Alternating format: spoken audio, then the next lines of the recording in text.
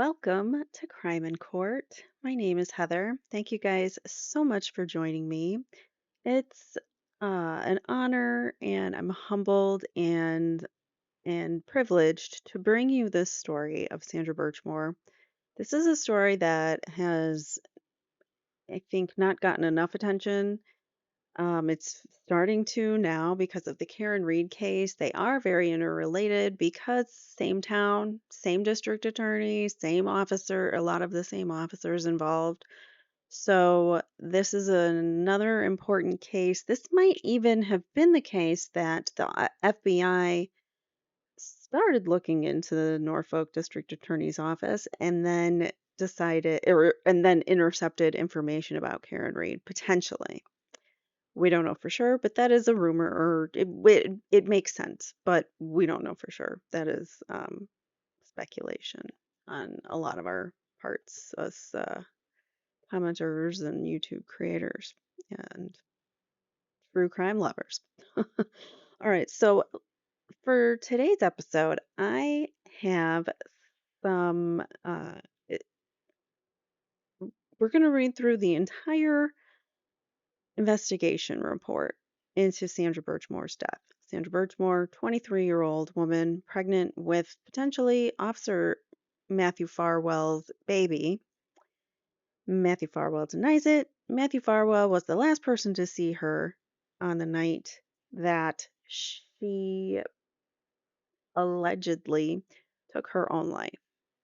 And that is very alleged because it just doesn't things don't add up. It looks quite suspicious. The original determination was that it was her own, she took her own life. It was her own doing by the medical examiner. However, the family of Sandra Birchmore has hired an independent forensic pathologist, a world-renowned Dr. Michael Baden, who has determined that it is a homicide. And that's really important because Matthew Farwell could potentially be the suspect in taking her life, and he has motive.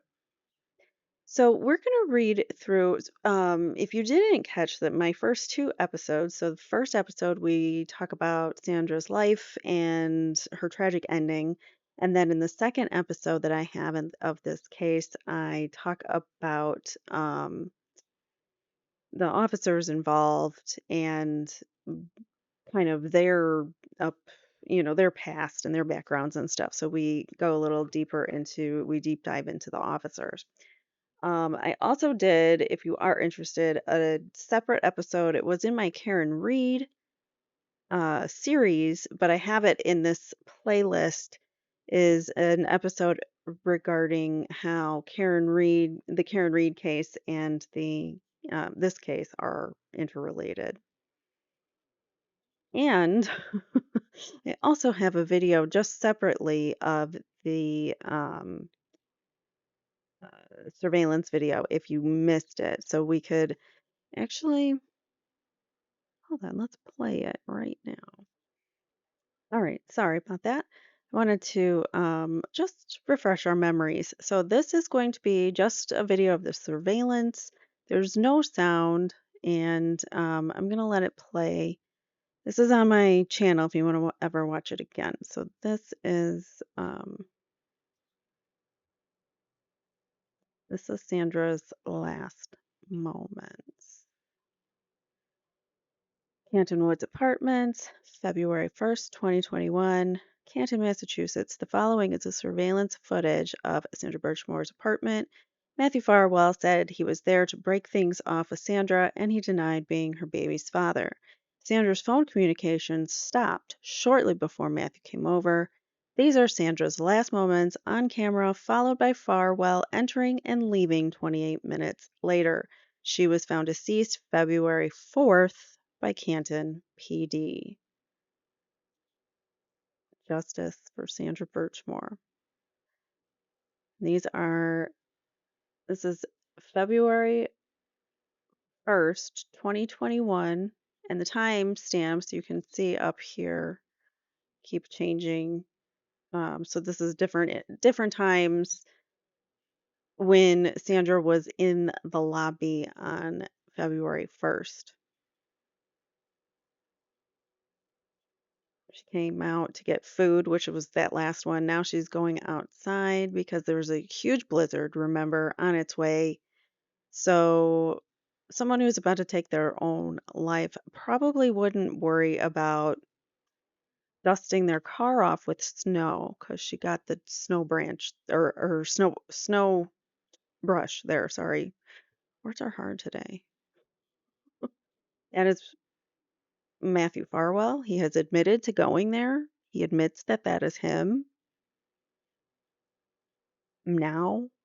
Uh, I'm sure after he was confronted and found to have done that. So that is just to remind ourselves that is the surveillance video. All right, so let's get to this records request. And did I say this already? So Dave Cullinane, author of this Sports, kind of like a pop culture blog report, like a reporting website where, they report on different things. So they were interested in this story apparently and requested on September 27th a public records request to the Norfolk District Attorney's Office, and the request was for any incident reports, records, email, or audio communication publicly available from the investigation into the death of Sandra Birchmore, and any incident reports, records, email, or audio communication publicly available involving Robert Devine. So he was the sergeant. He was in charge of the Explorers Youth Program that Sandra Birchmore was a part of, where these officers groomed her and um, essayed her many times. They passed her around like a toy, one article said so lovingly. Um, they were horrible to her. They impregnated her and then denied any responsibility. And not only denied responsibility, but most likely took her life. Anyways, so, and covered it up. So, according to the DA's office, remember, this is the same DA's office that is charging Karen Reed and Turtle Boy for their charges. So, just keep that in mind. All right, so number one, materials pertaining to investigation into the loss of Sandra Birchmore's life. As you may be aware, on August 29th, 2022, Stoughton Police Department concluded its internal investigation and subsequently released to the public a redacted report of its findings concerning former Stoughton police officers Matthew Farwell, William Farwell, and Robert Devine. There's another one involved, Josh Heel, who apparently will not be. He wasn't a Stoughton officer. He was a animal control officer in Stoughton, and now he's an officer somewhere else, doing more nefarious things as an officer, probably. All right, so the Norfolk District Attorney is in possession of the Stoughton Police Department's report and cited exhibits. The office is conducting a review of the Stoughton Police Department's findings and allegations concerning these individuals, notwithstanding the office's investigation into whether these individuals' actions constitute criminal conduct prosecutable by the office. The NDAO will, at this time, release the Massachusetts State Police reports pertaining to the investigation of the loss of Sandra Birchmore's life. As discussed further below, the NDAO has, I'm just going to say district attorney, has the DA's office has withheld certain materials due to its ongoing criminal investigation. Other materials have been withheld as required by public records. It's an ongoing criminal investigation. So, but we are going to get several reports that we can read through here that might give us a little indication as to what might have been going on. All right, so of these reports, certain information has been redacted. Yes, there are a lot of redactions. I might be reading sentences like redacted to from redacted, said redacted. So just be aware. I mean, I'll skip those sentences or paragraphs, but just be aware that there's going to be some redactions, so it's not everything. All right. As this information constitutes either medical information or personal and highly intimate details, which, if disclosed, would constitute an unwarranted invasion of the deceased's and or third party's privacy. Third party civilian names have been withheld at this time pursuant to statute, whatever, investigatory exemption, as disclosure of their identities would have a chilling effect and discourage individual citizens to become forward and speak freely with police concerning matter under investigation. Any references to an underage um, SA encounter, which on its face would appear to constitute statutory R, have been withheld under a certain statute specifically or by necessary implication exempted from disclosure. Okay. So there's a lot of things and reasons why they disclosed it. The unredacted Stoughton Police Department Internal Affairs report and associated exhibits have been withheld at this time. So all Stoughton Police Department reports, we ain't getting them. Because this would jeopardize the district attorney's criminal investigation that such disclosure is not to be or is not in the public interest. What else? The Norfolk District Attorney's Office is in possession of personal messages of the deceased, Sandra Birchmore, which were procured from her personal cellular phone and laptop. These messages contain highly personal and intimate details, including um, that of a intimate nature, we'll say. These messages are also currently subject to the Norfolk District Attorney's Office's criminal investigation. Accordingly, these messages have been withheld, yada yada. Any incident, reports, records, email, or audio communication publicly available involving Robert Devine. In addition to the materials provided above, please find enclosed the following. There's some reports on Robert Devine from the Mass State Police. With respect to these reports, certain information, including personal cell phone numbers, email addresses, home addresses, certain images, blah, blah, blah, all redacted. Good. Okay. Megan K. Monahan, thank you very much. She is the Assistant District Attorney, Primary Records Access Officer. All right, so let's get to it. This first report is to Lieutenant Gerard Madaliano from Trooper Dunn. These are mostly from Trooper Dunn. We're going to have some from Trooper Fanning or Sergeant, whatever Fanning, Lieutenant Fanning? Lieutenant Fanning. He's a lieutenant.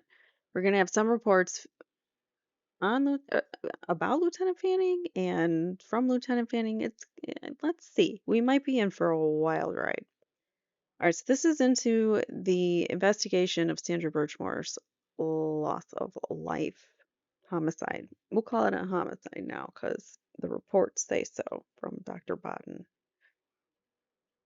And we know that they like to influence the medical examiners over there at the Massachusetts police, state police do like to influence the medical examiners' reports and determinations in this district because Michael Proctor read us emails on the stand about that. So him and his buddies razzing him because he didn't get a homicide determination in text messages. It's gross. All right, so number one. On February 4th, 2021, At approximately 11:45 a.m., Trooper Matthew Dunn, was notified by the Norfolk SPDU desk. I don't know what that stands for. Officer that Canton police officers and detectives were on scene at redacted, probably at the Canton Woods apartments in Canton, investigating the apparent self deletion of the adult female resident of that apartment. I contacted Crime Scene Services and notified Trooper Kevin Tufts, who was newly assigned to the unit and was undergoing training. Trooper Tufts and I then proceeded to the location. 2. Upon arrival, I spoke with Sergeant Mike Lank. You might remember him from the Karen Reed case. He is a really good friend of Chris Albert. Him and Chris go way back, and he actually had some violent altercations with some individuals who got into some altercations with Chris Albert. This goes way back, and in doing so, he like the city had to settle with these guys. They were using coercive tactics to then press charges on these brothers when the police were the ones that were being violent and attacking the brothers for no reason.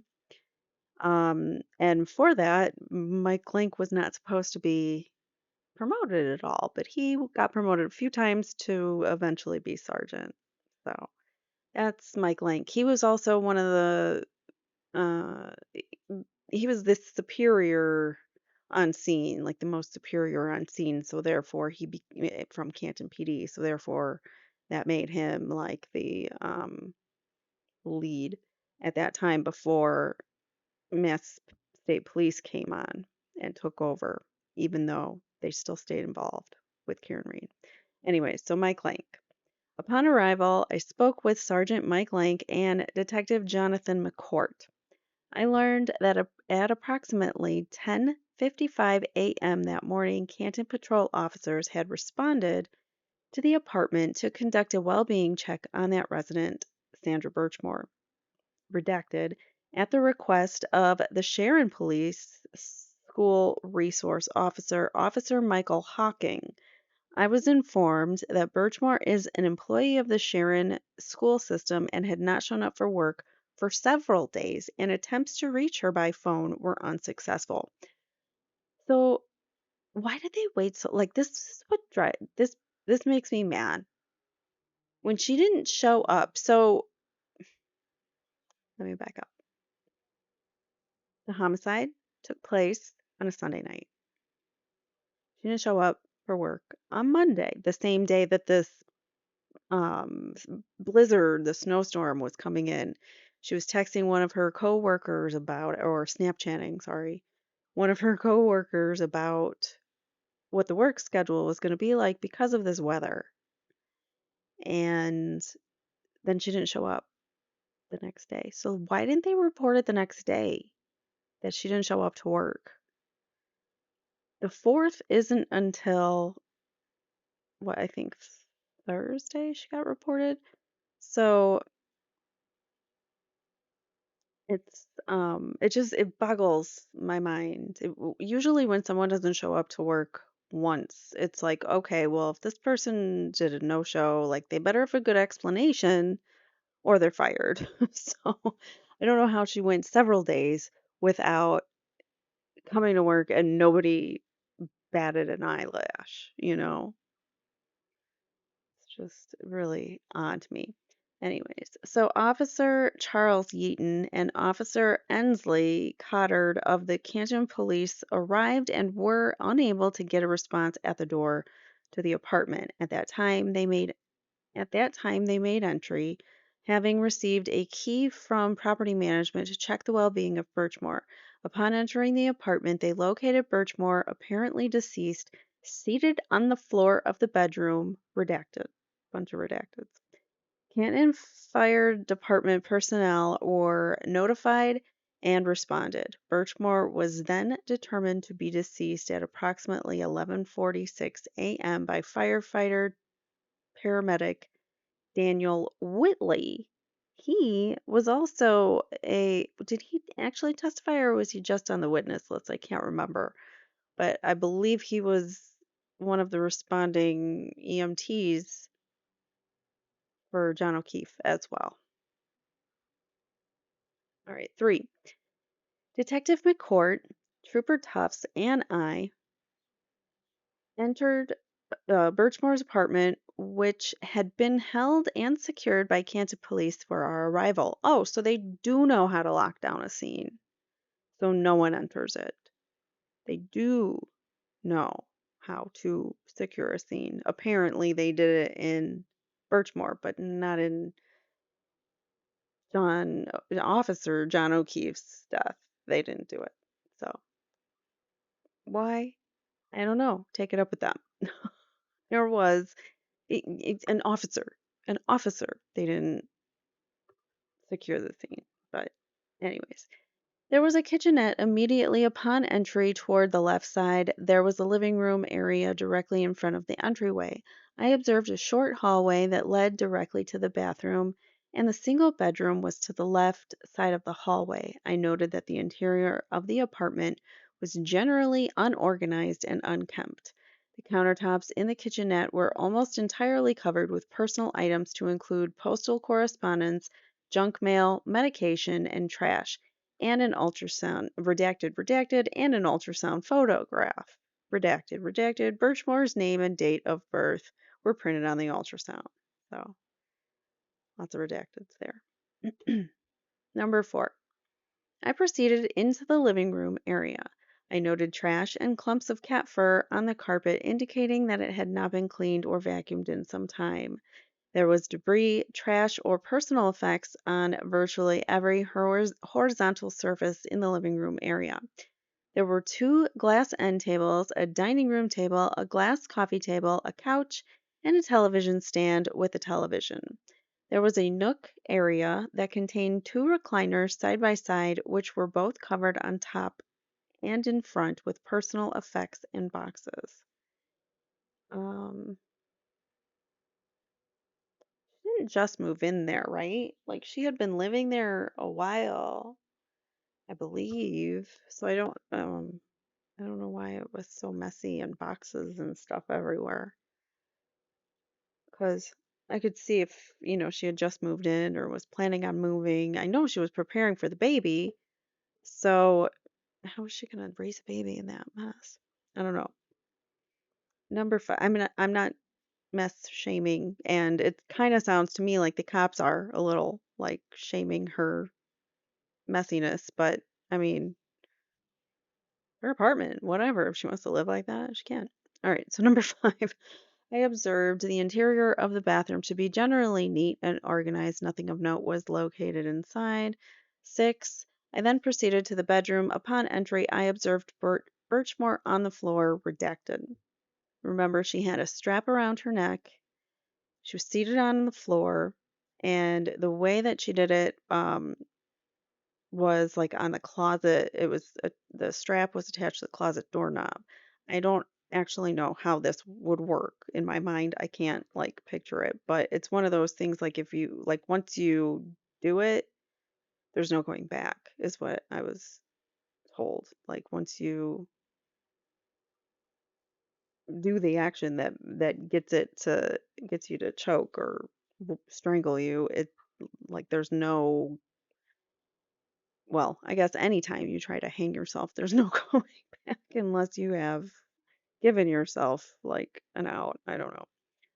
All right. And I'm not condoning it. I'm saying, if you are, I'm just trying to make light of the situation. But if you do have any feelings like that, please seek help. Please, please, please don't keep those feelings inside. Seek a therapist, seek a family member, a friend, somebody that you could talk to, and know that you are worth fighting for and your life is worth living. All right. So there was a desk lamp turned on and colored Christmas lights around the window that were also on. The room was cluttered and untidy in the same manner as the kitchenette and living room, with items covering the desk and a plastic storage table with drawers. There was an unmade bed and with a sheet over the mattress and an exposed box spring. Birchmore's eyeglasses were on top of the bed. Among the scattered items inside the bedroom, I noted a U.S. Army ACU pattern duffel bag. Number 7, after concluding the examination of the apartment, I noted nothing suspicious and no sign of a struggle having taken place. Despite the clutter, all items appeared to be in their intended locations, and no items appear to have been knocked over or strewn about in any unintended manner. So, not like a struggle, it doesn't look like a struggle appeared or whatever, or that a struggle happened. The walls showed no signs of scuff marks or indentations. No drag marks were visible on the floor or carpeting. Number 8, I then proceeded to where Birchmore had been found. Bunch of redacted stuff. Birchmore's cell phone was on the floor approximately 12 inches from her right hand and 6 inches from her right knee. Number 9, I examined Birchmore for any indications of physical A, to include grab marks, scratches, markings consistent with being struck, or apparent defensive wounds. I noted none. I observed no bruising, swelling, or external trauma to Birchmore. She was like 5 foot nothing, and this guy would have towered over her. He was a big dude, Matt Fanning. He probably could have held her, controlled her very easily. I noted no markings on the neck to indicate an attempt to struggle to loosen or remove the ligature. Number 10, Trooper Zach Clark from Crime Scene Services documented the victim and the scene with digital photographs. The victim was transported to the office of the chief medical examiner. Same one, probably, that did, um, unless they have multiple examiners there, but uh, Irene Scordi Bello did the autopsy on John O'Keefe. I wonder if she's the same one that did the autopsy here. All right, the cause and manner of her loss of life are pending further study. So, what date was this? They are calling it an apparent self deletion, but this was written February 17th, his report. So, things were still maybe inconclusive at that point. They hadn't determined if it was self deletion or not. All right, this is also written February 17th. About February, on his recollection of February 5th. At approximately 11:15 a.m., Trooper Kevin Tufts and I, Matthew Dunn, proceeded to East Elementary School in Sharon in order to speak with Sandra Birchmore's supervisors and coworkers.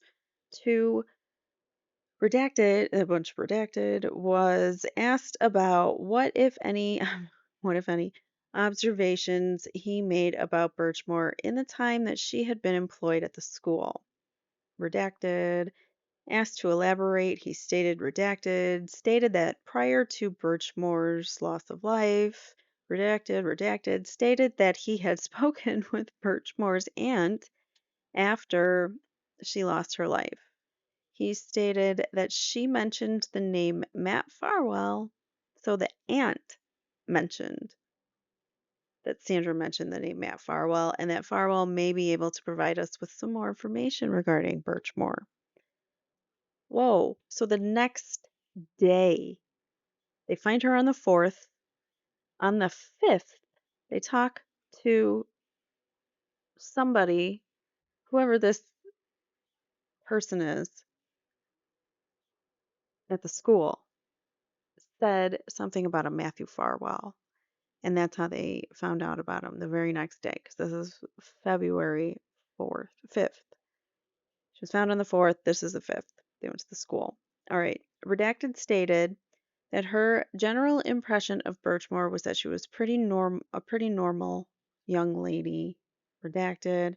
When questioned about any possible signs of abuse involving Birchmore, Redacted stated that she never noticed any signs or behavior to indicate such. 4. Redacted stated that Birchmore had told her that she had been very close with her mother. Redacted further stated that when Birchmore first started at the school, she had set boundaries after some instances. So maybe she wasn't getting along so great with her mom. Like she wanted to keep some boundaries there with her mother. 5. Trooper Tufts and I then interviewed additional members of the school staff individually. Signed Trooper Dunn. All right, now this report was written February 25th, but it's also about February 5th. All right, so at approximately 11:45, is this the same thing? This is a different individual. Sorry. So I'm gonna skip one because it's basically the same thing. They went to, um, they're just different individuals that are interviewed. So this is the interviewee number 2. Trooper Tufts and I introduced ourselves and explained the purpose of our visit. Redacted. She stated that Birchmore worked as an instructional assistant, an IA, at her class, and that Redacted stated that it was within her role to direct and supervise Birchmore. So why didn't she do something about Birchmore's absence sooner? I mean, I'm not shaming, but I just wonder that. This could be a little bit bigger, can't it? It's hurting my eyes. No, that's too big. Sorry. All right.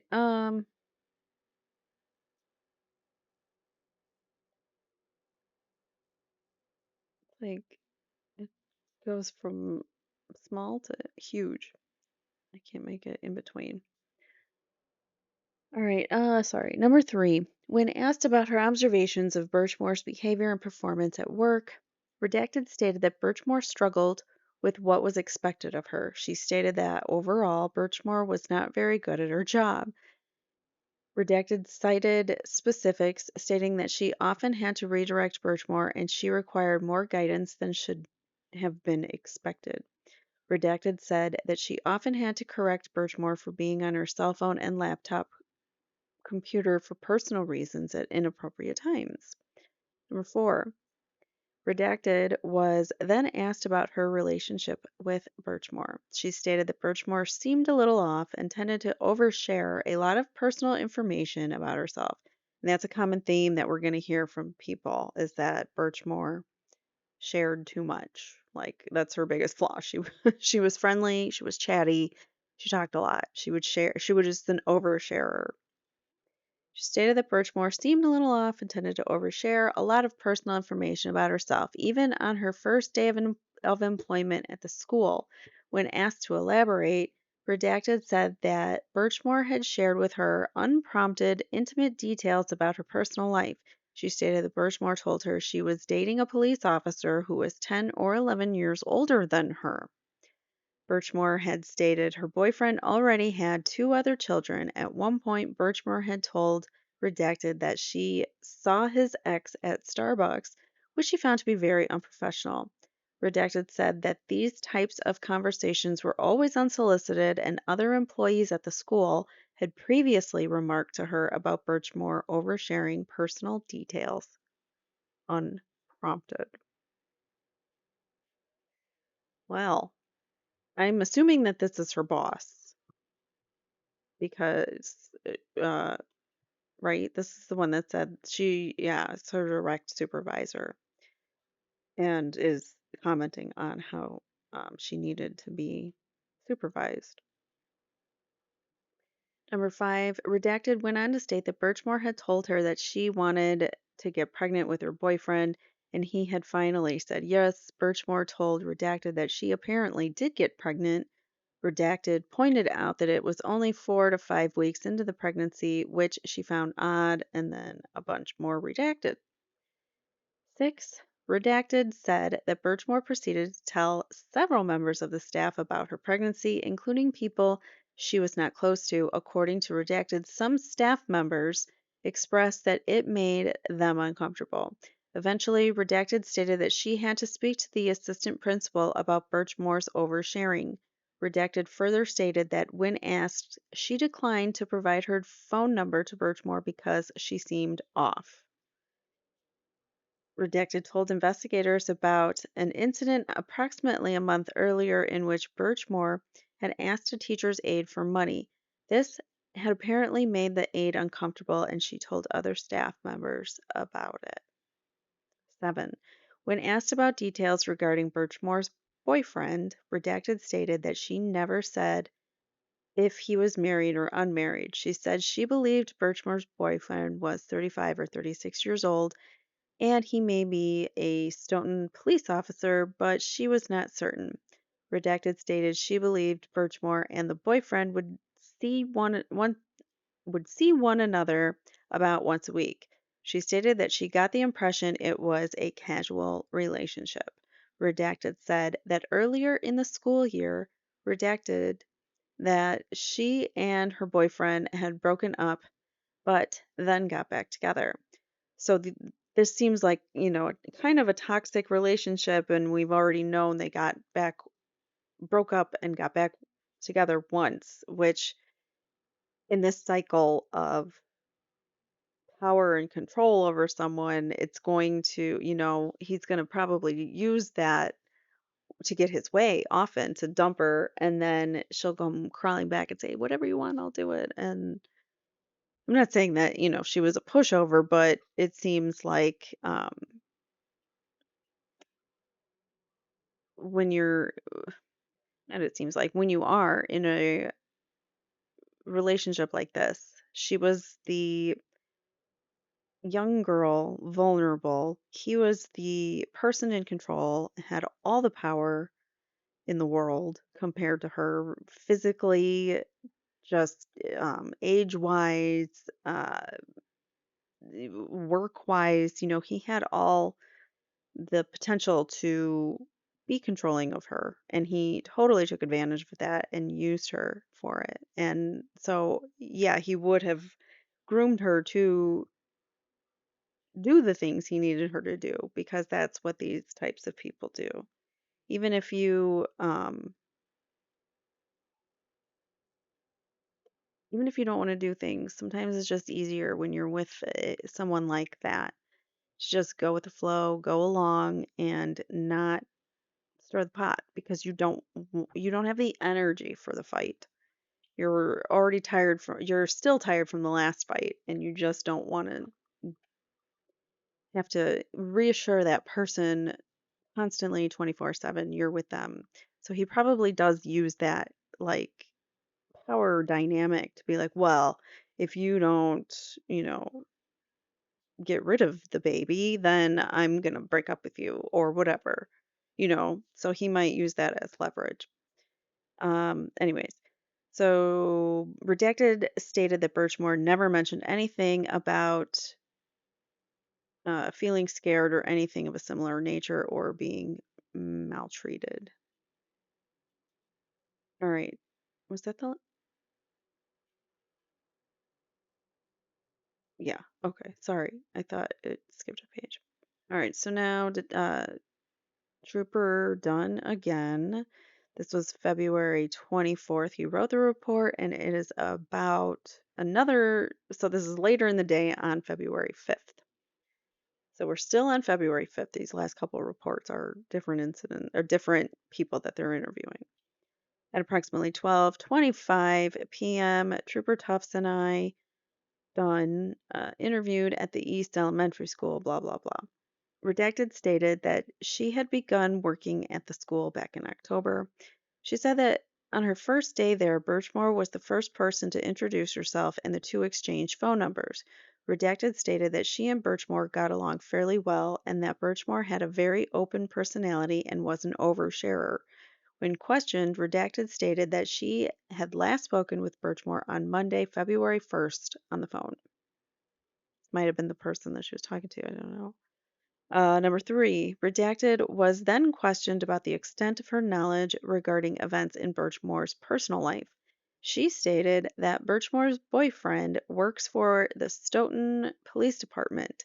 Redacted said that Birchmore had told her that he was married with a wife and kids. Redacted was aware Birchmore was pregnant, and according to Redacted, Birchmore had told her that she wanted the father of the child to sign the birth certificate. Redacted stated she and Birchmore had spoken about this the previous week. Birchmore had told her that the father of the child may not want to sign the birth certificate. Birchmore had further told Redacted that her boyfriend said he would be there for the child, but that his wife could not find out. When questioned, Redacted stated she was never concerned about any ABUSC involving the victim, and Birchmore never mentioned anything about the boyfriend being mean to her. Well, no, because you don't want people to know that. You hide that stuff. It's just shameful. Like you feel ashamed of it.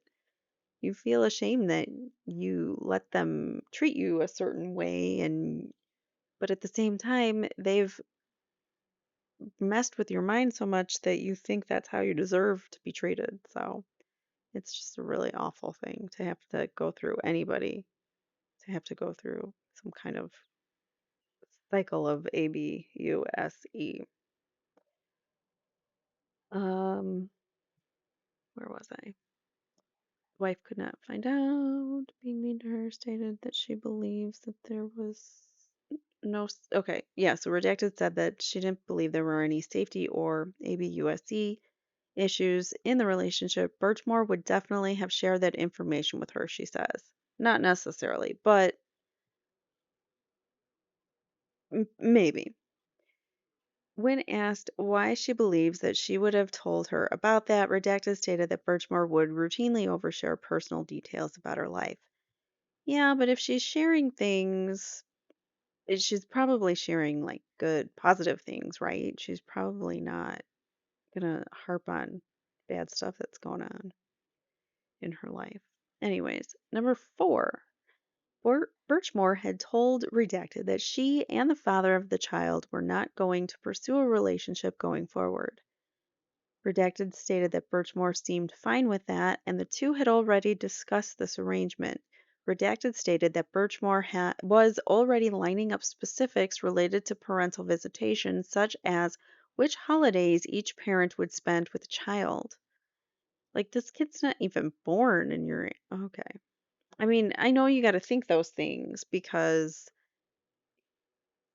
that's your situation that you're in, but it's um, a little odd that you're like planning it all out and talking about what holidays when baby spends, but he doesn't even want to be in the baby's life, and he doesn't want his wife to find out. So how is he going to handle that? All right, number 5. When questioned, Redacted stated that the last time she was aware that Birchmore and the father of the child saw one another, sorry. When questioned, Redacted stated that the last time she was aware that Birchmore and the father of the child saw one another in person was sometime the previous week. She stated that she and Birchmore were speaking on the phone, and Birchmore told her that the father of the child had just brought her coffee and munchkins from Dunkin' Donuts. Number 6. Redacted said that in either October or November, Birchmore had asked her for money, which made Redacted uncomfortable because they had only just met a short time ago, and then a bunch Redacted. Signed, Trooper, done. Next up, same dates, February 24th. This was written, and we're talking about another individual being interviewed by Trooper Dunn and Tufts at the East Elementary School in Sharon, where Sandra Birchmore used to work. Number 2, Redacted stated that she knew Birchmore to an extent as they were both staff members at the school.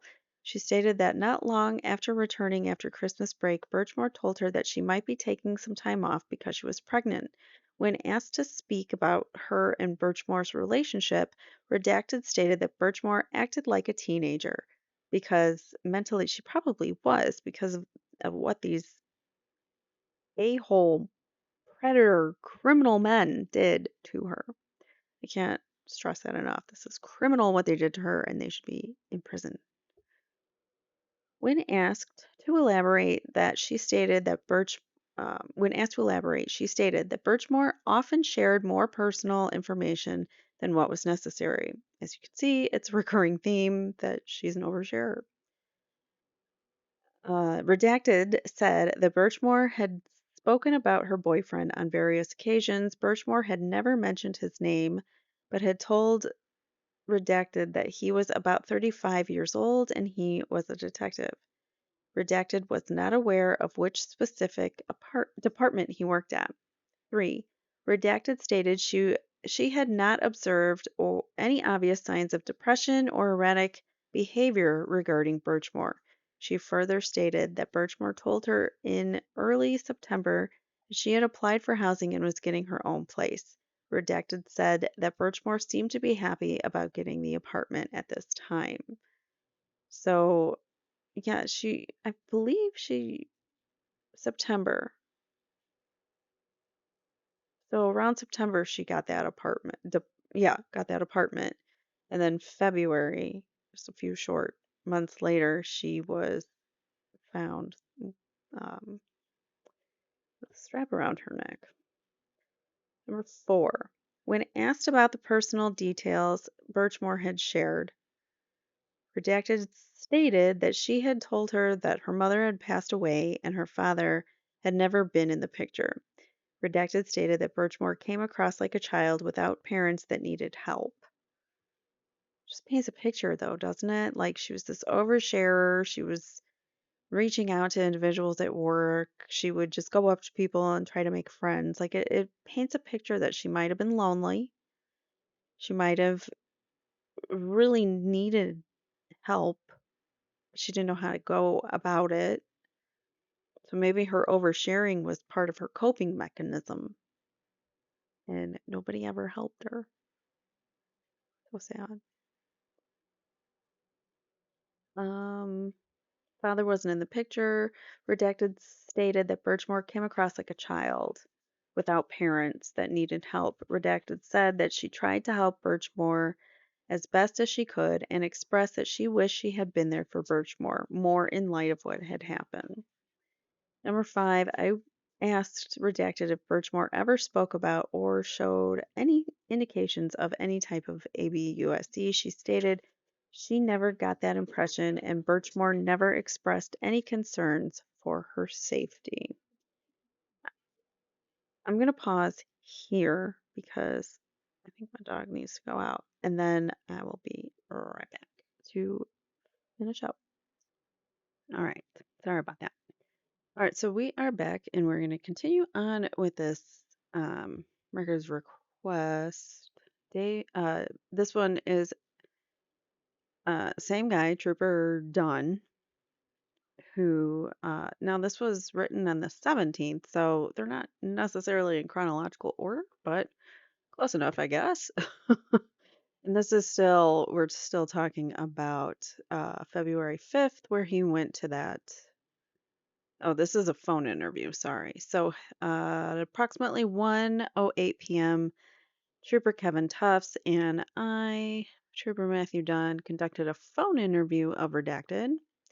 Redacted was on file as Birchmore's emergency contact at her apartment complex and had been notified of Birchmore's loss of life the previous day by Canton police.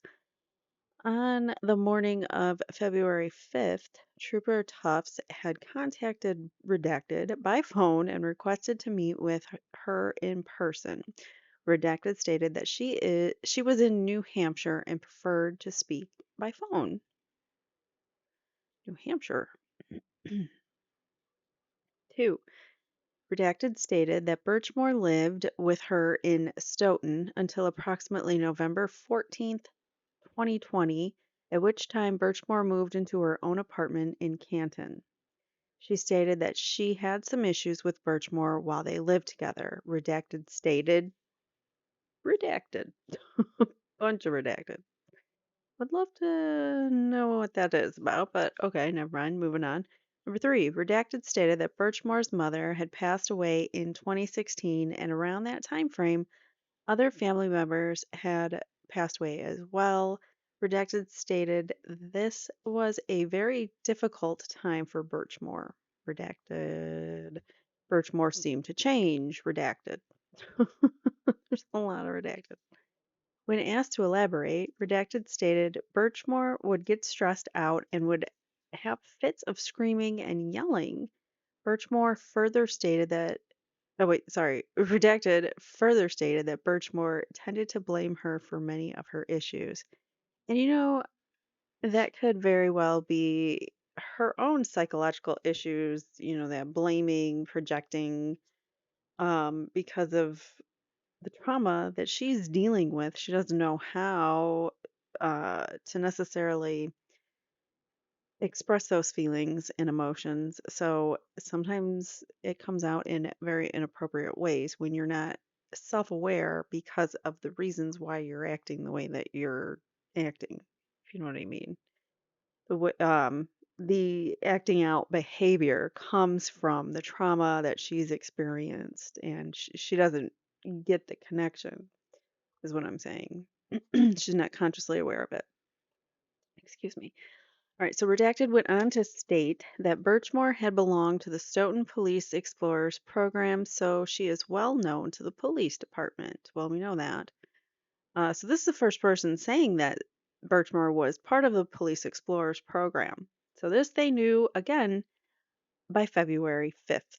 So they knew she was in this program February 5th, the day after they found her. Hold on. Sorry. Don't know. Dog loves to just stare out the window and bark. She's funny like that. Anyways, and she won't stop. Like, I'll have to yell her name, but then she'll just bark again. It's like, woof, Abby, woof, Abby, woof. Like we're having a conversation. All right. Or she thinks I'm barking with her. I don't know. All right. So, number four, um, Redacted stated that she had spoken with Birchmore on Monday, February 1st at about 4:30 p.m. and she made no mention of any negative issues. I requested that Redacted check for the exact time on her phone and she stated that she called Birchmore at 4:25 p.m.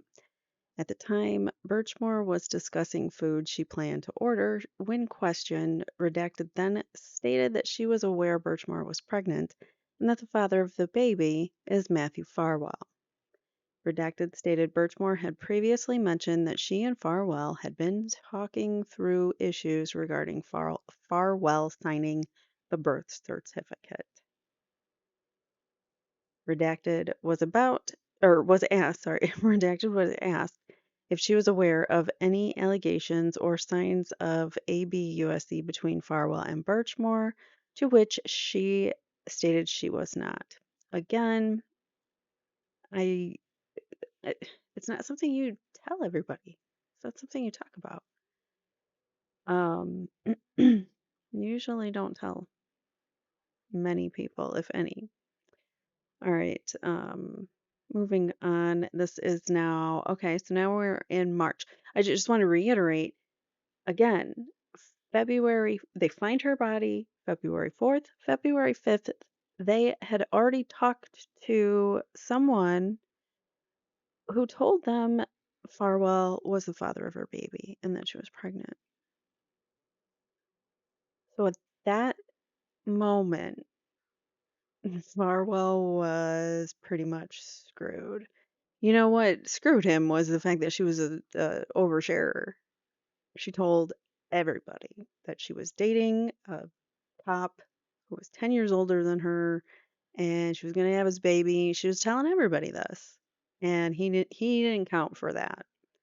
He didn't realize. And well, he knew there were cameras in her apartment. I don't know why these cops think that they can get away with this crap so easily, but I mean, no one's been arrested yet, so But I think this sledgehammer is coming down soon on some people, starting to in the Karen Reed case, anyways.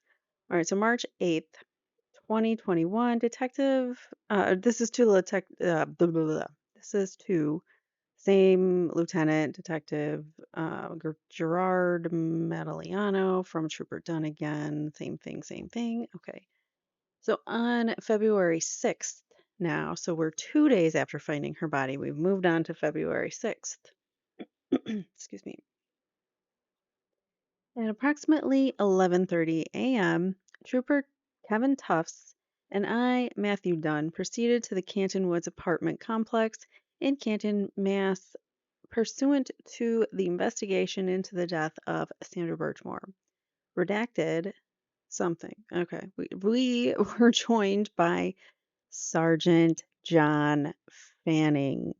He is one of the ones who is believed to also possibly have had inappropriate relations with Sandra Birchmore, allegedly. So we were joined by Sergeant Fanning and detectives from Canton Police.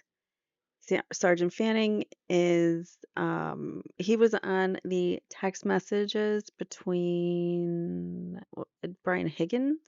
Was it Higgins? No, it might have been Higgins.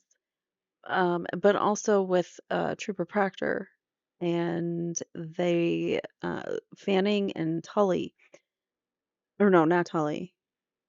Fanning was on those text messages where they were talking about Karen and talking about her um, medical issues and her body and things that they never should have been talking about, looking for nudes, those guys. All right. So upon and he's a lieutenant, Fanning. At this point, it says Sergeant Fanning, but he was a lieutenant. He is a lieutenant, and I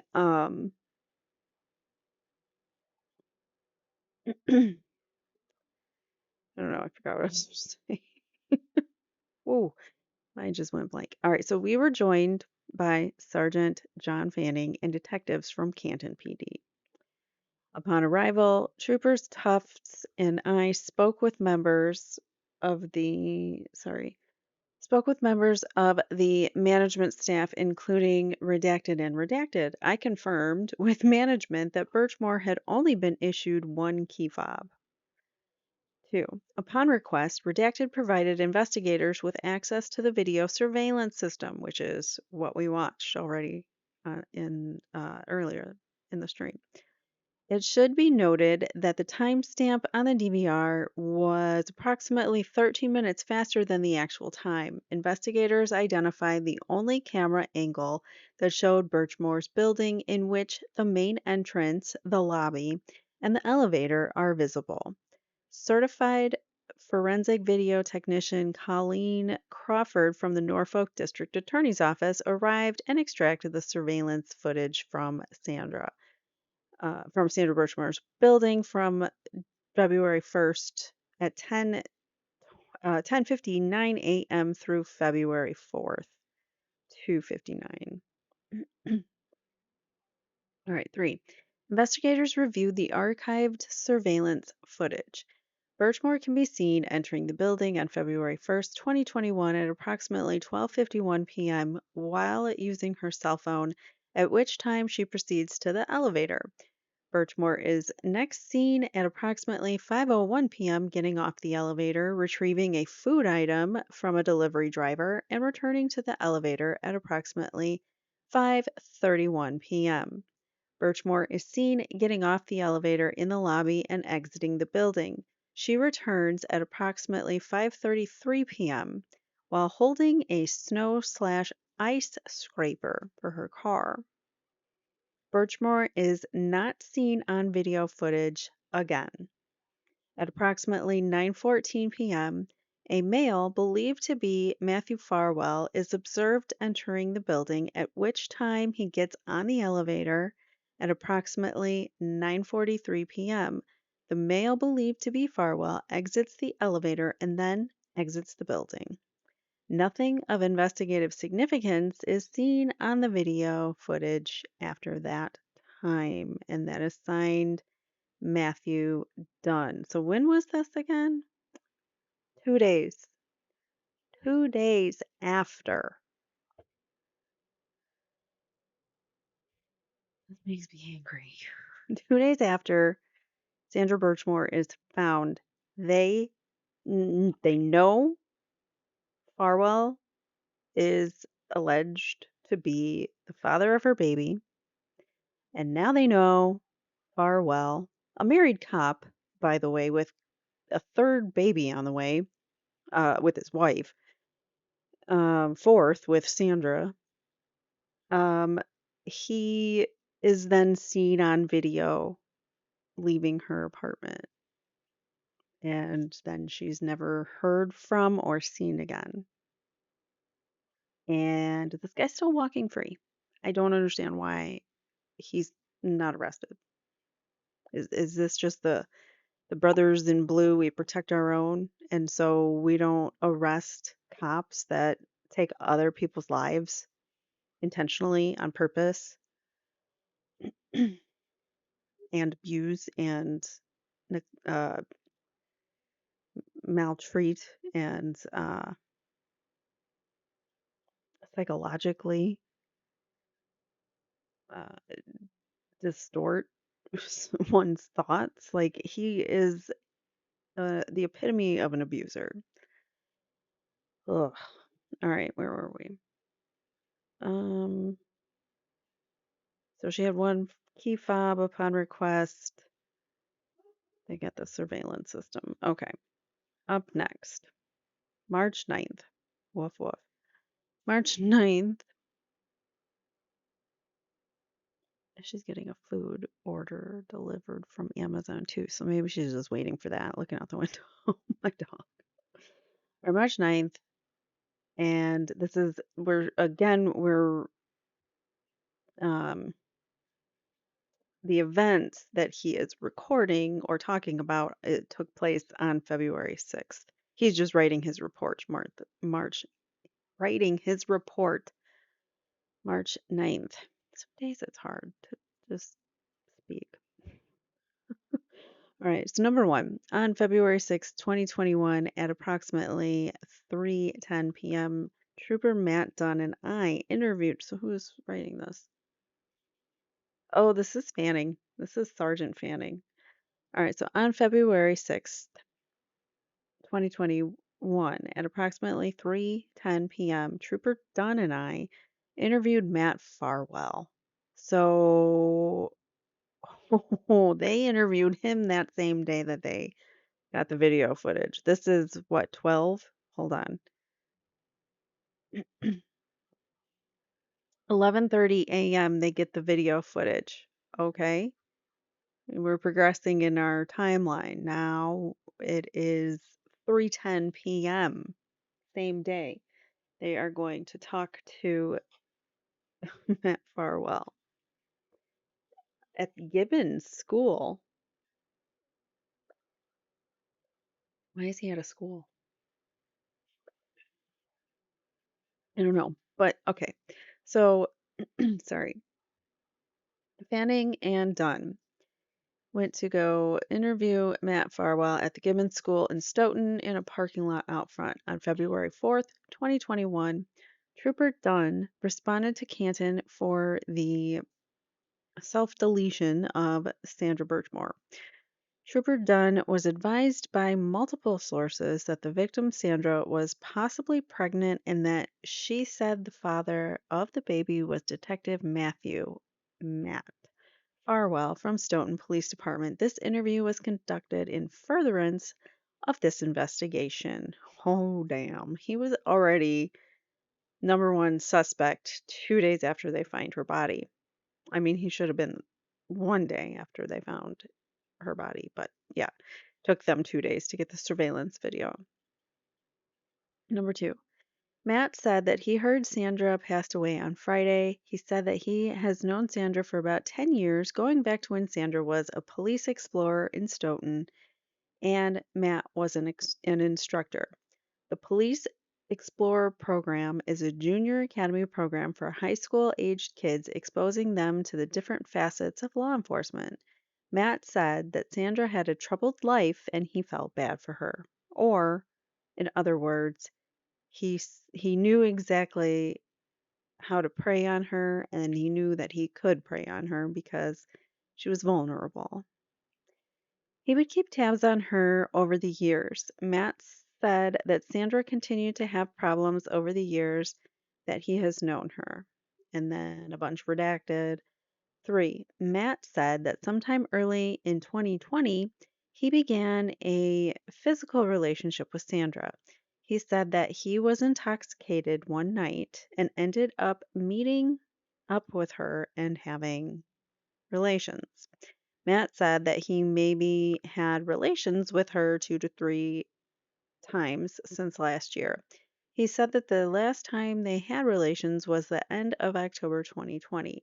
Matt said that sometime in December 2020, Sandra told him that she was pregnant and he was the father.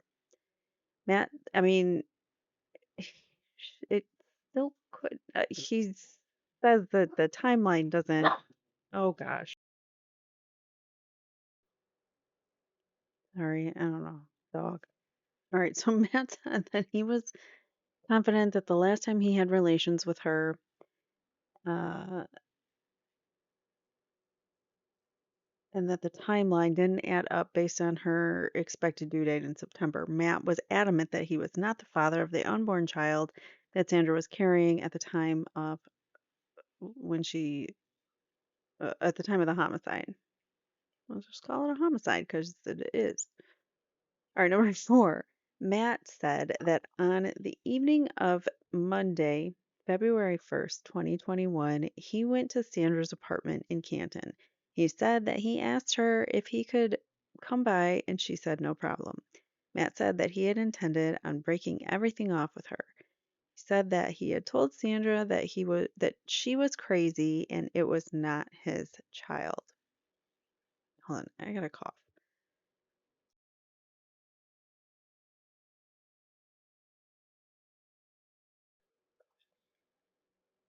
Sorry. Yeah, so he's telling her that it's not his kid and she's crazy. Here comes the, oh, women are crazy, hysterical, and emotional, and blame it on the women, basically. It's misogynistic type of systemic problem that's going on in law enforcement right now, which we saw with Proctor on the stand. Anyways, he said that Sandra told him that he was a dick. Matt said that he was straightforward in his conversation with her. He told her that he was all over, or that it was all over, and he was blocking her from all forms of communication. You can't do that, buddy. You got a kid with her. You can't just cut her out of your life. Matt said that it was a pretty nasty argument, but they weren't too loud. Like, what an idiot. He admits to having an argument with her. Matt said he kept telling Sandra that there is no way that he's the father based on her timeline. He said that he kept calm and was not trying to incite a fight. He said that Sandra was upset, but she did not make any kind of statements about taking herself out of this world. Matt said that he left and Sandra was standing in the kitchen when he walked out. He said that he arrived around 9:10 p.m. and left around 9:30. He is observed by video surveillance entering and leaving Sandra's building. The approximate time was 28 minutes. Matt said that when he left, he blocked Sandra on all communication platforms. And we're supposed to believe that that just sent her into this crazy state where she didn't reach out to any of her friends. The girl was always on her phone. We even saw that her boss had to tell her not to be on her phone. So she was always connected to people.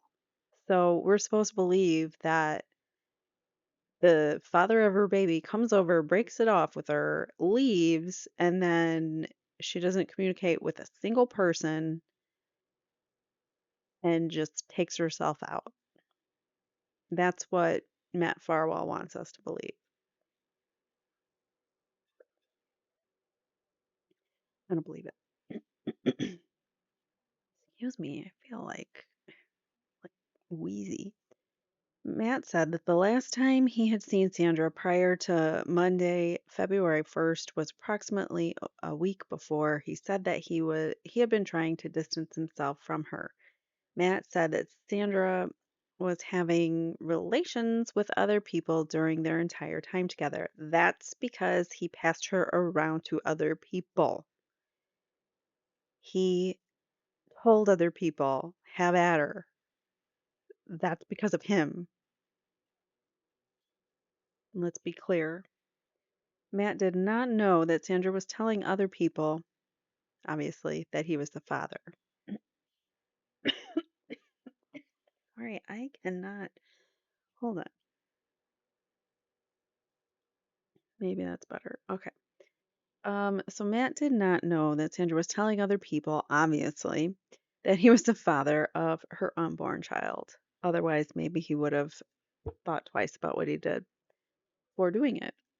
Matt said that he allegedly, Matt said that he has been to her Canton apartment 5 to 6 times and then he helped her move in. He said that he had never had relations with her in the Canton apartment. Anybody believe that? He said that prior to the Canton apartment, Sandra was living with her grandmother's at her grandmother's house on Holbrook Avenue in Stoughton. Well, then when was she living with that friend? Oh, sorry, that was Sergeant Fanning. Next up is Trooper Dunn, March 8th was when this was written. We're moving on now to to February 8th of our timeline of the investigation. Maybe I should just stick with that and not the report date. Maybe it's confusing to you guys. I don't know. But anyways, so on February 8th, 2021, Trooper Matthew Dunn, conducted a phone interview of Redacted, and Redacted had called the Norfolk District Attorney's office and said that she had information regarding the homicide of Birchmore. Redacted described herself as a close friend of Birchmore. 2. Redacted began by stating that she and Birchmore would typically speak approximately 3 times a week and would see one another in person 1 to 2 times per week. So they spoke often and they saw each other frequently. When asked how she and Birchmore would typically communicate, Redacted stated it was about 50-50 between calling and texting. Redacted stated that she met Birchmore in high school and that Birchmore was one academic year below her. 3. Redacted stated that Birchmore told her that she had kicked the baby's father out of her apartment one time, approximately 2 to 3 weeks earlier, after the two had argued about the birth certificate issue. Redacted stated that Birchmore had also told her about another verbal argument the two had. Redacted stated that Birchmore never expressed any concern for her safety with the baby's father. And then a bunch of redacted. Redacted stated Birchmore told her that she and the father of the baby were still trying to figure out how to approach the situation with respect to him with respect to him signing the baby's birth certificate. According to Redacted, Birchmore said that he would waver between being okay with signing it and then not. Interesting, huh? So one minute he's okay with her in his life, the next minute he's like, oh crap, I've got all this other stuff to lose, my life, my pension, my everything, my freedom in this society without being behind bars. That. Because yeah, if they find out he was grooming her at the age of 15, maybe they should do something about it. But so far, no. All right, so Redacted then said and by they, I mean his boss, the Massachusetts State Police. They should be doing something about it. That he currently the Brian Tully, Buchanan, and Fanning were just announced to be under internal investigation with the state police. However, then they kind of like walked it back with Fanning, and then they're like, "Oh no, no, no, wait, he's fine. He's good. We're not worried about him. He's cleared, but not clear. Like he didn't get. They said it was unfounded, which just meant like there wasn't enough information to prove that he was guilty of anything, whatever it is in this investigation, some kind of misconduct with the whole Proctor Karen Reed investigation, and maybe in the Birchmore stuff. But MSP has kind of walked it back and said, "Oh no, no, John Fanning is fine." So he's not necessarily under internal investigation for Karen Reed anymore, but maybe, hopefully, he's under investigation for this. Anyways, so then Redacted then said that not long ago, out of the blue, Birchmore asked Redacted to buy a baby carriage for her. When asked if she had offered to make the purchase, Redacted stated that she had not. Redacted stated that there had been no previous discussion about this, but ultimately she ended up buying the carriage for Birchmore. That's so weird. She obviously like felt okay just, being that like forthcoming with people and asking, "Hey, can you buy this for me?" I don't know.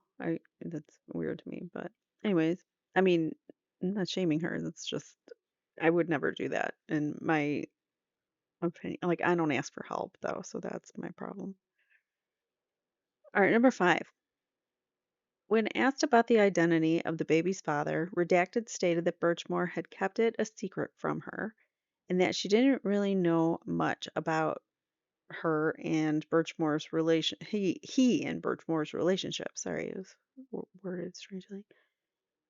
She did tell Redacted at one point that she had also been having a physical relationship with his brother, and that would be William Farwell. Redacted stated she believed this was 6 to 8 months ago. However, once she had become pregnant, Birchmore had focused her attention on who she believed the father to be. So we don't know necessarily if it was Matthew or William's baby or anybody else's for that matter. She believed it was his, um, Matthew Farwell's. So, I mean, that's important that she believes it. But we have to also be realistic and know that it's possible it was somebody else's. So, all right. So this is now February 8th, or we're still on February 8th, sorry, 2021. Trooper Dunn conducted a phone interview of Redacted. Redacted had called the Norfolk District Attorney's Office and stated that she had been information. Let me just read this. Oh, this is different. Um, Redacted described herself as Birchmore's friend and former teacher. So this is another person that came forward to the Norfolk District Attorney's Office and said they had information. 2. Redacted stated that she was Birchmore's blank grade teacher, and after her mother passed away, Birchmore had reached out to her and they had since developed an adult friendship. Redacted described a relationship with Birchmore as a motherly type role. Redacted described Birchmore as a tough cookie on the outside. When asked to elaborate, she stated that Birchmore would not necessarily get sad were something to upset her. Instead, she would tend to become aggressive and angry if something were to upset her. And that goes to trauma. That's her way, that's her coping mechanism of dealing with it. Redacted stated that Birchmore would often go out of her way to help others. Well, that is nice of her. Or number 3. Birchmore went on to state that she was never really sure if she could take Birchmore's word as true. So this is a former teacher, now motherly role type friend for her. For example, she was aware Birchmore would occasionally fabricate events. For this reason, Redacted stated she was leery of what Birchmore would tell her and what was actually true. She stated she recently had spoken with Birchmore less often due to the coronavirus. During that time, she described their communication as spotty. 4. Redacted stated that Birchmore had reached out to her out of the blue in January, at which time Birchmore told her that she was pregnant. Birchmore stated that the father was a close friend but did not mention a name. Redacted stated she was not sure if Birchmore was telling the truth about the pregnancy at the time, given that she could not always believe Birchmore's word. She was indeed pregnant. That was not a lie. 5. Redacted said that during a conversation on January 22nd, Birchmore told her she had already had several ultrasounds and then a bunch of redacted. 6. When asked about recent events in Birchmore's life, Redacted stated that she definitely has social and emotional issues, but she seemed to be doing relatively well with regard to her job and moving to a new apartment. Redacted stated that Birchmore had a sucky life and specifically mentioned her losing her mother and an aunt she was close to in a relatively short period of time. Redacted said that losing her mom and aunt still seemed to upset her, but that Birchmore wasn't necessarily the type to talk about those issues. Redacted also mentioned that Birchmore would share drama about the Stoughton police with her, specifically mentioning how the chief was treating one specific officer unfairly. Hmm, I wonder if Farwell was sitting there pillow talking all this drama that was going on in the Stoughton Police Department to Sandra, and then she would go on and tell it to other people. Man, he did not know that she was a talker, huh? Probably not, because they didn't know her. They didn't even take the time to get to know her. They just wanted to use her. All right. Same day, February 8th, 2021, at approximately 10:58 a.m., I Trooper Matthew Dunn conducted a phone interview of Redacted. Redacted called the Norfolk District Attorney's Office and stated they had information. Redacted described herself as a friend and former college classmate of Birchmore. Former college classmate and a friend. 2. Redacted stated that she had last spoken with Birchmore on Sunday night, January 31st. I requested that Redacted check her phone for the time, and after looking, she replied that they had actually spoken at 11:57 a.m. and that she had received a missed call from Birchmore at 7:16 p.m. on that day. Redacted stated that she had met Birchmore last year around December or January while taking classes at Massasoit.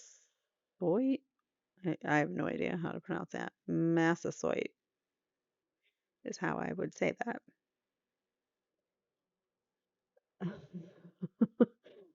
It's interesting. All right, so an interesting word. I'm assuming that's like a community college or something that she was taking classes at, or something, a local college. So she stated that she and Birchmore spoke almost daily. According to Redacted, Birchmore was approximately 12 weeks pregnant and planned to announce it publicly on February 14th, Valentine's Day. 3. Redacted. Birchmore had also mentioned going into the military, but was not sure if she was able to do so due to the pregnancy. Redacted also stated that Birchmore seemed down about her mother losing her life, especially recently because she wanted her mother to be there when the baby was born. That's sad. 4. When questioned about recent events in Birchmore's life, Redacted stated that Birchmore had mentioned being involved in a court case due to a car crash she had been in. So Birchmore. had mentioned being involved in a court case due to a car crash she had been in. And then a bunch of redacted, but she did not want to, something, I don't know. According to Redacted, Birchmore was upset that the father of the baby wanted to have his own kids with his wife, but not with her. When questioned about any signs or mention of ABUSE between the baby's father and Birchmore, Redacted stated that she knew he had raised his voice to Birchmore before, but never anything more than that.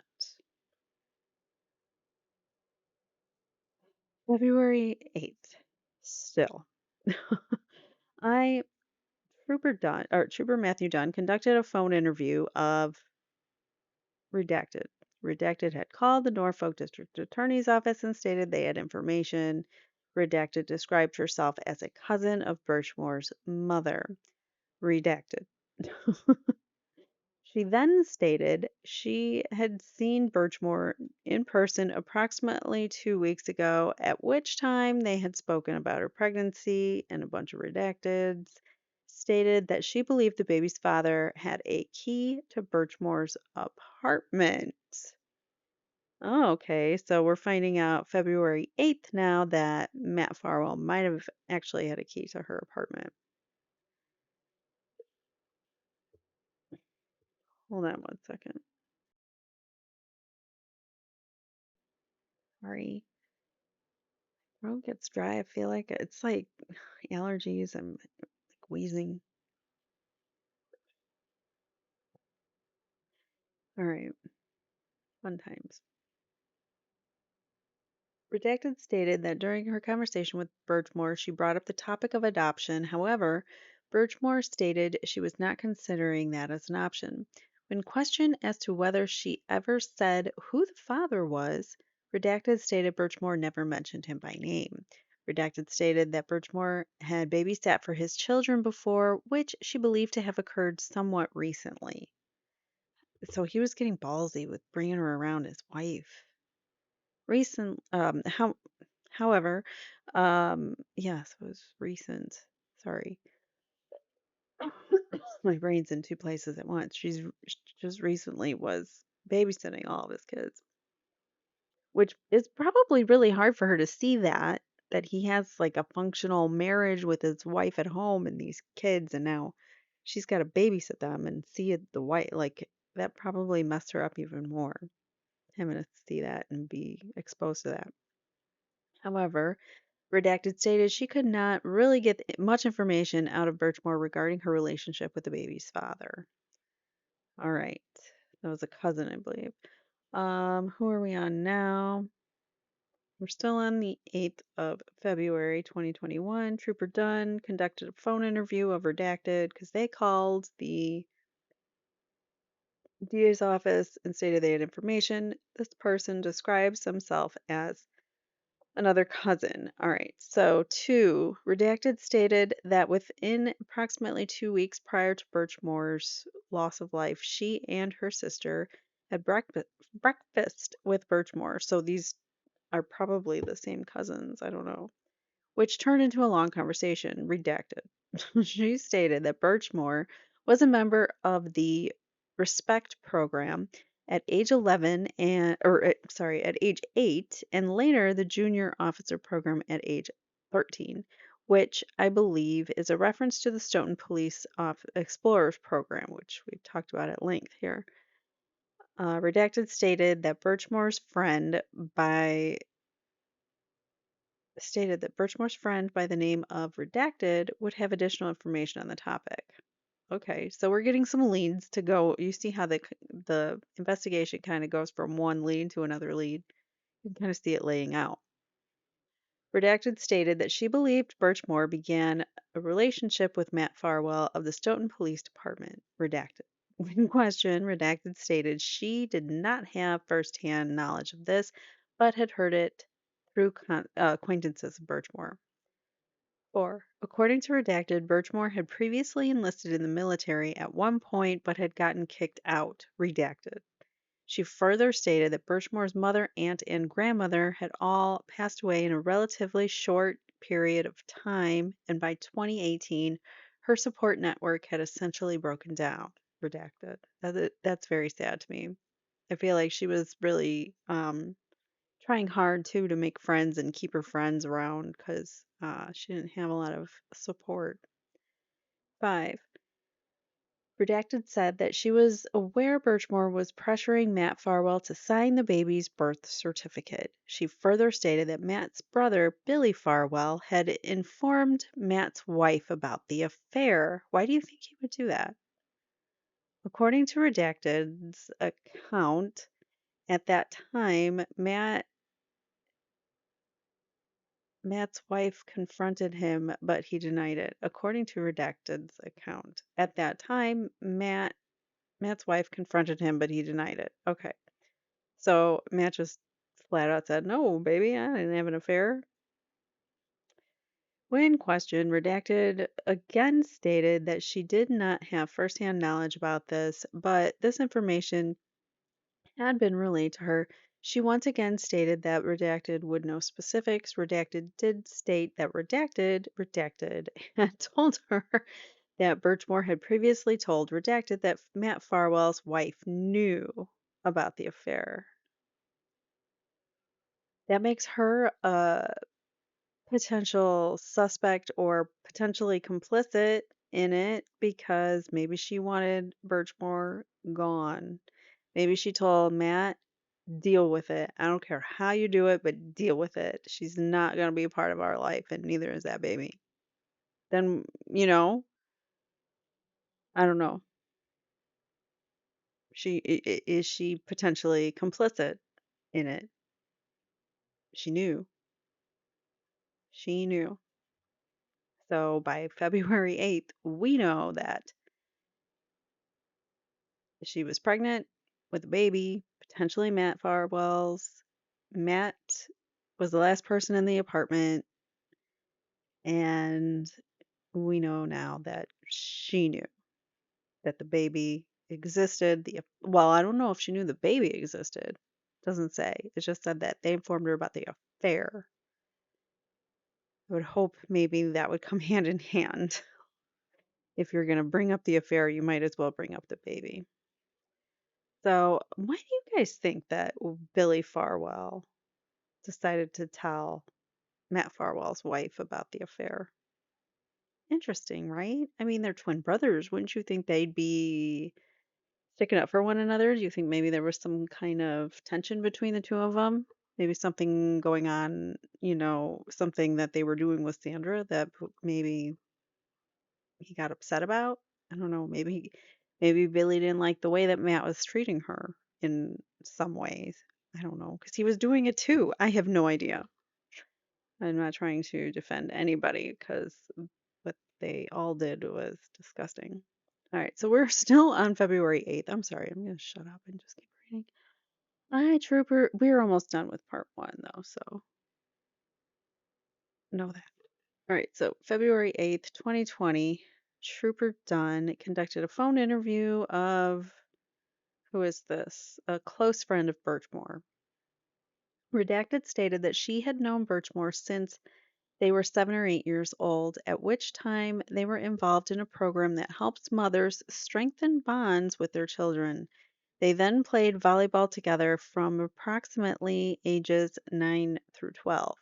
Redacted stated that she moved to a different school in Brookline around the 5th or 6th grade, but remained living in Stoughton. Over the years, she and Birchmore would lose touch for an extended period of time, then reconnect and occasionally communicate via social media or an occasional text message here or there. This continued into their late teens and early 20s, according to Redacted. This past summer, she and Birchmore began to interact once again. 3. Redacted stated that Birchmore had just moved into her apartment in Canton a few months ago. Prior to that, Birchmore had asked Redacted's mother if she could move into her house. Birchmore had said at the time that she had been having an issue with her aunt who was selling the house where they had both been living. Yeah, so Matt Farwell said she was living with her grandmother. right? Isn't that what he said? And I was like, well, when did she live with the friend? Well, this is when she lived with the friend. Oh, she was living with the grandma and then the aunt, I guess. Probably after the grandma passed away. So he didn't get into all of that explanation. I don't know. All right. Anyways, where did I leave off? Birchmore had said at the time that she was having an issue with her aunt who was selling the house where they were both living. Redacted also stated that Birchmore did not trust her aunt with her cats and wanted Redacted's mother to look after them. Birchmore also asked Redacted to watch her cat and dog if she ended up going back into the military. Number four, when asked about the types of conversations she would have with Birchmore, Redacted. According to Redacted, around late November or early December, she went over to Birchmore's apartment complex where they hung out for approximately 2 hours outside the building. Redacted then went over to Birchmore's apartment a few days after that. Around December 12th, Birchmore told Redacted that she was pregnant. She told Redacted that the baby's father was a Stoughton detective, but she did not say his name. Birchmore told Redacted that she and the baby are dating, but because he's still married, it's not official. So at this point in time, they were like back together dating, I guess, because that was one of the things too. Like, why would I thought that they had already been kind of broken up, and then Matt Farwell came to break things off, which would be an odd excuse if you had already been kind of off and on or whatever to go over there, like just specifically to say we're done. I don't know. Number five. According to Redacted, Birchmore had told her that the baby's father was going to divorce his wife, but can't right now because of coronavirus. That's an excuse. Okay. Birchmore had told her that at the time she was pregnant, Redacted. Birchmore further told Redacted that she used to babysit Redacted. Birchmore asked Redacted if she was going to have a baby too and mentioned something to Redacted about baby fever. Birchmore began avoiding certain foods when she began to suspect she was pregnant, but Redacted pointed out this was before Birchmore even took a blood or urine pregnancy test. So she tried to get pregnant on purpose, and we know that. But I mean, this is more confirmation. Through hearsay, we were told that, but now this is more hearsay corroborating evidence. Number six, Redacted stated that Birchmore told her she had told the baby's father about the pregnancy a few days after Christmas. Apparently, the father was upset about the pregnancy and Redacted. She then kicked him out of the apartment. Redacted stated that Birchmore told her he had said, I wish you would end yourself or I wish you were no longer alive. 7. Birchmore told Redacted that she wanted the baby to have the father's last name and wanted the birth certificate to reflect that. She also wanted him in the delivery room when she gave birth. Redacted stated that Birchmore had demanded that if he could be in the delivery room with his wife, then he could be in the delivery room with her. Birchmore had told Redacted about a second meeting between her and the father of the baby to discuss the pregnancy, which occurred sometime around January 8th. According to Redacted, Birchmore and the father argued at this meeting as well. 8. Redacted said that Birchmore told her the father of the child had been pursuing her. Redacted. Birchmore told her the father of the child had been pursuing her. Redacted. Are we talking about pursuing her since she was a young girl? When questioned as to when Birchmore told her this, Redacted stated she believed it was in December. Redacted stated that it seemed like Birchmore and the father were involved in an on again, off again type relationship. Redacted stated that the father's brother knew about their relationship and knew about the pregnancy. So, again, Billy tell the wife about the baby too?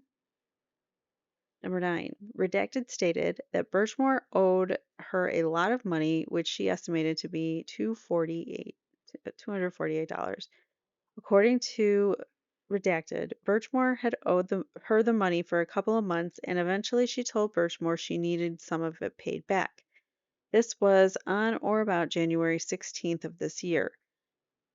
Redacted stated that Birchmore responded by saying that she would send her $150 that night. After receiving no response from Birchmore, Redacted got irritated and asked her why she had stopped responding when she requested that Birchmore pay her back. Birchmore responded a few days later, stating that she didn't respond because she had hit her head on her car door and then again on the pavement and had to go to the hospital. Redacted. Okay, number 10's redacted. 11. Redacted stated that she eventually told Birchmore that she was going to file a police report if Birchmore did not start to pay back the money she owed. Redacted stated that on or about January 20th, she called the Stoughton police and informed them that about the monetary dispute. What are they going to do about that? Nothing. Redacted was advised that this was a civil matter. She stated that she became upset and responded to the officer on the phone by insinuating that the Stoughton officer or detective that Birchmore is engaged in a physical relationship with should tell her to pay back the money that she owes this person. Redacted stated that she then received a phone call from Birchmore not long after this took place. Word got back to her. She made that comment. um, all right. We are now on still February 8th, 2021. I, Trooper Dunn, conducted a phone interview. He did a lot of phone interviews that day of Redacted. Redacted had called the Norfolk District Attorney's Office and stated that she had information regarding Birchmore. Redacted described herself as being the ex-wife of Birchmore's mother's cousin. Okay. Stated that she had not spoken to Birchmore for several years until recently. She stated that she was at a family Christmas party and encountered Birchmore, and the two spoke for about an hour. Since the party, they had been speaking about 2 to 3 times per week. 2. Redacted stated that she believed Birchmore saw her as a mother figure, and she pointed out that her own children are roughly the same age. Birchmore had told her that she was redacted, stated that Birchmore seemed alone because her close family members had all passed away in recent years. Redacted. 3. Redacted said that Birchmore had told her she was upset about her aunt selling the house. She stated that Birchmore seemed down and knew that the pregnancy was going to be an uphill battle. Redacted. When asked about the father, Redacted stated that she knew the father was a detective, has 2 children of his own, and the wife is pregnant and due sometime in February. Redacted further stated that the father of the baby is a twin and Birchmore's mother is a twin. So they had discussed the possible or the potential of Birchmore possibly being more likely to have twins. She said that she later spoke with Birchmore after an ultrasound and was told Birchmore was only pregnant with one child. 4. According to Redacted, Birchmore was fine with the pregnancy. However, she just didn't want the father's wife to find out. Birchmore had told Redacted that the father was willing to help with the pregnancy and the baby. Redacted stated that she and Birchmore discussed Redacted, but they also spoke about topics such as her plans for the baby, daycare, and baby showers. Okay. 5. When asked about what Birchmore shared regarding her relationship with the baby's father, Redacted stated that she knew the two were still talking. Redacted also said that she had spoken with Birchmore about managing expectations with regard to their relationship, as she got the impression that Birchmore was more attached to him than he was to her. Well, yeah, he's preyed on her since she was a child. Birchmore was confirmed or concerned, sorry, Birchmore was concerned about the wife of the baby's father finding out as well. Birchmore had also told Redacted that prior to the coronavirus, the baby's father had supposedly told Birchmore that he was going to leave his wife for her. Girls, they never do. When questioned, Redacted stated that Birchmore never mentioned the baby's father being mean to her or expressed any concerns for her safety.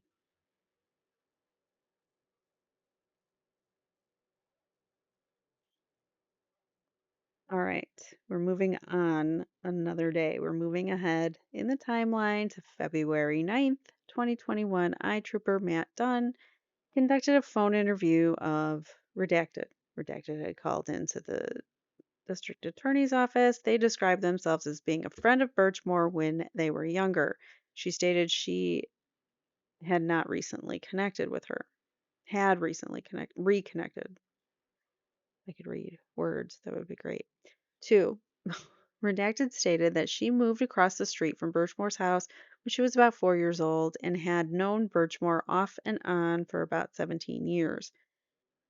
Redacted stated that she and Birchmore were very close between the ages of 4 and 12. She stated that until about a month ago, she had not spoken to Birchmore in approximately 2 years. According to Redacted, Birchmore had reached out to her about a month ago out of the blue. Redacted stated that she was actually kind of surprised to hear from Birchmore. She stated that when they last spoke, they had left things not necessarily on bad terms, but not great terms. Redacted said that when Birchmore reached out to her, she tried to add Redacted back on Snapchat and asked her for her phone number. Then they spoke via FaceTime for approximately 2 hours. During that conversation, Birchmore told Redacted that she was pregnant, but she was not sure who the father was. So now we've got a I don't know who the father is versus it's definitely this guy I'm seeing. She told Redacted that she was sleeping with twin brothers. Redacted stated that Birchmore told her that one or both of the twins were cops. She stated that Birchmore never actually said the name of of either party. Birchmore told Redacted that she wasn't sure what to do and asked her for advice since she already had a child of her own. Uh, not Sandra, this person that they're interviewing. Number four. When asked to elaborate on what Birchmore told her regarding the pregnancy, Redacted stated that Birchmore did not know who the father was to a time frame thing in which she was active with more than one individual around the time that she became pregnant. However, Redacted stated that Birchmore told her that she knew who the father was and stated he was a cop. Birchmore told Redacted that he made a lot of money. Redacted stated that it was an awkward situation because the father of the baby was married and Birchmore did not know what to do. Sounds like she talked to everybody in her life and said, "This is what's going on. Help me, help me, help me. What do you think I should do?" She talked to everybody looking for advice or just looking for someone to talk to, looking for support from somebody. Number five, Birchmore told Redacted that she had told the father of the baby how much money he would have to pay her per month once the baby was born. According to Redacted, Birchmore told her that she would be demanding $4,000 per month from the baby's father, plus an additional $3,000 for daycare. That's a lot of money per month, and I don't know why she would think that he would be able to afford that, but maybe he can. Redacted stated that Birchmore had already picked out a specific daycare center, the Creative World Children's Learning Center in Southeaston. The baby's not even born. Redacted noted that it was not even a month into her pregnancy when Birchmore told her all of this. Birchmore was excited. Like, she was so excited to be a mom and to go through this. There was no way she took her own life. She wanted this baby. She wanted someone to love and bring into the world. 6. Redacted stated that Birchmore told her that the baby's father was in denial, saying that it was not his child. Birchmore told her that he did not seem happy about the pregnancy. Redacted further stated that Birchmore seemed set on having the baby alone if he was not going to be involved and stated that she did not need help. Redacted said Birchmore seemed completely okay with that. Redacted. Bunch of redacted. When asked if Birchmore had told her this directly, Redacted stated she had. Redacted stated she was aware that sometimes Birchmore would make up stories. However, she believed the information at the time and it sounded real. Redacted then went on to state that she was aware there were various rumors going around Stoughton regarding Birchmore's loss of life, such as it was her taking her own life or that the cop was involved, that it was suspicious with red fluid everywhere, all over her apartments, or all over her apartment walls, I should say, is what I meant to say. And I'm going to leave it there. That's where we're going to stop because this next one is another one from Sergeant Fanning, and we'll start back up in part 2 right here. So let me know what you guys think. Why do you think Billy told? Like I'm hung up on this now. Why did Billy tell Matt's wife, about the affair? Was there some bad blood between the two brothers at some point in time? Something not right between them? Maybe Billy got mad about something that Matt was doing, so he threatened to tell his wife. I don't know. If you guys have a good guess, please let me know. I'm curious. I'm really hung up on this now because, I mean, why would you sell out your brother unless you're really mad at him, right? And you were doing the same things that he's doing. Well, I don't know if he was married or what, but he was still being inappropriate with Sandra. So, like, I don't give him any pity. I'm just saying. It's just an odd situation all around. So you guys let me know what you think in the comments below. Thank you guys so much for watching. I really appreciate you. I appreciate you being here. Please hit the like button on your way out. And I will see you guys in the next one for part 2. Take care. Bye now. If you've been impacted by a true crime and would like your story told in your own words, or if you or someone you know has been wrongfully convicted or accused of a crime, please write to crimeincourtchannel@gmail.com and tell us your real true crime encounters. Thanks for watching.